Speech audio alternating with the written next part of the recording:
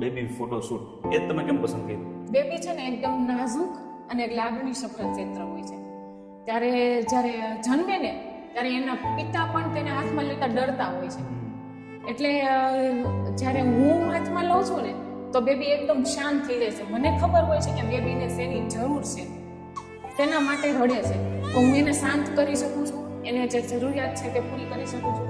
તે માટે મને આ બેબીના નાજુક પળોને કેદ કરવાનું ખૂબ જ ગમે છે. એટલે મેં આ શરૂઆત કરી.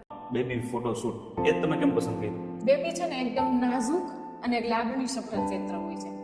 ત્યારે જ્યારે જન્મે ને ત્યારે એના પિતા પણ તેને હાથમાં લેતા ડરતા હોય છે. એટલે જ્યારે હું હાથમાં લઉં છું ને તો બેબી એકદમ શાંત થઈ જાય છે. મને ખબર હોય છે કે બેબીને શેની જરૂર છે, તેના માટે રડે છે. તો હું એને શાંત કરી શકું છું, એને જે જરૂરિયાત છે તે પૂરી કરી શકું છું.